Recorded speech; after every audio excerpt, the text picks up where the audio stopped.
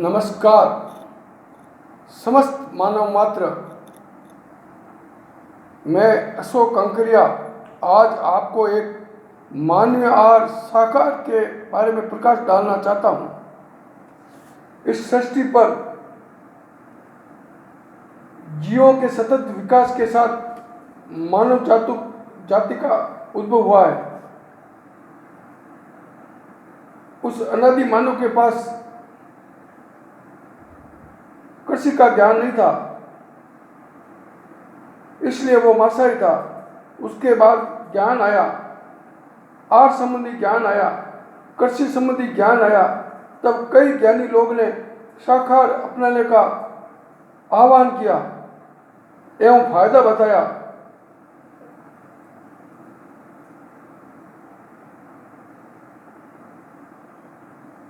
वो आज संसार में करीबन काफी प्रतिशत शाकाहारी हैं। जिन्होंने आह्वान को एवं ज्ञान को नहीं माना वो मांसाहारी हैं। अब प्रकृति ने संकेत दिया है कि आज जीवों को मत सताओ, मत मारो, नहीं तो ये मानव जाति तुमको प्रकृति खत्म कर देगी। कोरोना से जो मरे उसमें ज़्यादा प्रतिशत मांसाहारी हैं। मांस भक्ष्य की बुद्धि भी विध्वंसन होती है। परमाणु शक्ति संपन्न राष्ट्र का राजा मांसाहारी राष्ट्राध्यक्ष परमाणु विस्फोट कर सकते हैं, कारण कि मांस खाने से बुद्धि भी जानवरों की एवं पशुओं की तरह हो जाती है। मुसलमान क्या है? इंसान। हिंदू क्या है? इंसान। मगर फर्क है तो आहार का। इसलिए इंसानों में भेद, ये हिंदू है ये मुसलमान, ये भेद करना इन इंसानों की नासमझी है। भेद करना है तो भोजन के अनुसार करना चाहिए। ये शाकाहारी है और ये मांसाहारी है। हिंदुओं में भी शाकाहारी है, मुसलमानों में भी शाकाहारी है, मगर मुसलमानों में शाकाहारी कम है, मांसाहारी ज़्यादा है। हिंदुओं में मांसाहारी कम है और शाकाहारी ज़्यादा है। यह बात अलग है कि मुसलमानों में शाकाहारी का प्रतिशत कम है, मांसाहारी ज़्यादा है। हिंदुओं में मांसाहारी कम है और शाकाहारी ज़्यादा। अब बात आती है कि सभी इंसान सोचो, सरकारें सोचो, मांसाहार खाना सही है, जीव हत्या सही है। अगर जीव हत्या सही है तो प्रमाणित करें, और प्रमाणित नहीं कर सकते हैं तो सभी को शाकाहारी खाना ही खाना चाहिए। विश्व की सरकारों को प्रयास करना चाहिए। यह कोरोना वायरस भी मांसाहार ज़्यादा होने के कारण ही अपना प्रकोप बता रहा है। सावचेत हो जाओ इंसानों एवं सरकारों। अगर शाकाहार का प्रयास नहीं किया तो इससे भी भारी वायरस और प्राकृतिक प्रकोप होकर इस पृथ्वी से मानव जाति खत्म हो जाएगी, ऐसा मेरा मानना है।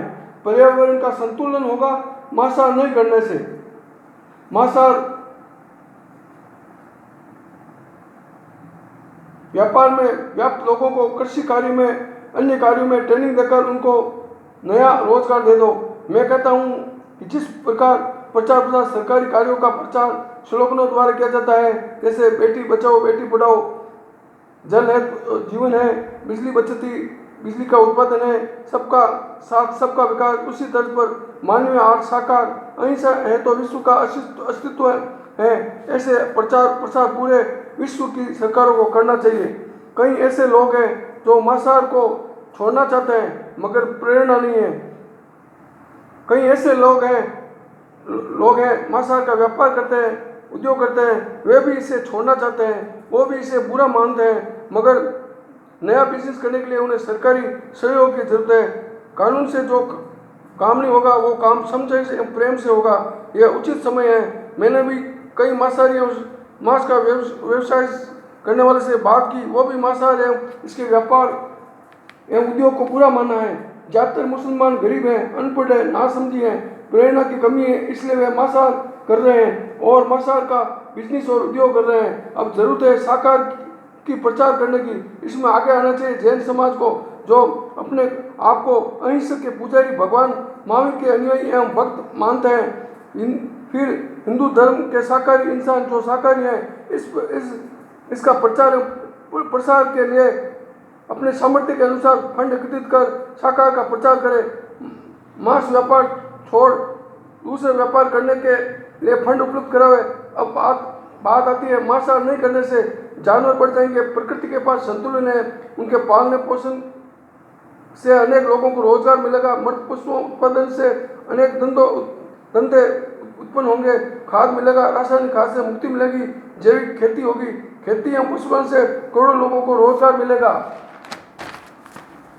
ऐसे अनुसंधान होने चाहिए जिससे मृत पशु से जीवित पशु अपनी लाइफ में ज़्यादा लाभप्रद हो, तो इंसान उसे मांस के लिए कत्ल भी नहीं करेगा। उन जानवरों के मल मूत्र से खाद एवं रासायनिक दवाइयाँ बनाई जा सकती हैं जो खेतीबाड़ी में या अन्य जगह काम आ सके। पशुओं के मरने के बाद चमड़ी एवं हड्डी उत्पाद तैयार करने में काम आ रहे हैं। धीरे धीरे पशु पक्षी जानवर के कत्ल एवं मांस पर कानूनन रोक लगे एवं दंड निर्धारण हो। मेरे ख्याल से ऐसा प्रयास विश्व के इतिहास में कभी हुआ भी नहीं होगा। अब करना चाहिए, इससे डिबेट भी होनी चाहिए। अरे मांसाहारी लोगों, इन जीवों ने तुम्हारा क्या बिगाड़ा है? तुम्हारे बच्चों को इस तरह कत्ल करे तो आपको पीड़ा होगी नहीं? तो अब इंसान को यह मांसाहार त्यागने की पहल खुद से करनी चाहिए। सिर्फ स्वाद के लिए जीवों की हत्या करना कतई धर्म नहीं है, महापाप है। अभी कई जगह जैन साधुओं के प्रयास एवं प्रवचन द्वारा कई मुसलमान एवं मांसाहारियों का मांस छुड़ाकर बहुत पवित्र कार्य हुआ है।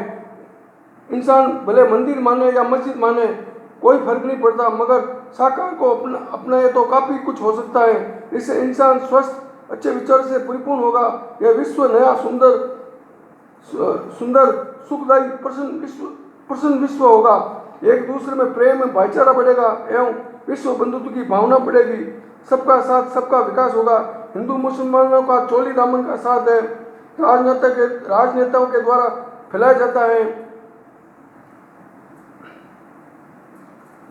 धर्म की आड़ लेकर प्रजातंत्र के वोटों का समीकरण है बैठाने के लिए आज हर व्यापार में हिंदू मुसलमान मिलकर काम करते हैं, एक दूसरे के पूरक है। परमाणु शक्ति एवं अणुशक्ति का उपयोग की दशा बदल जाएगी।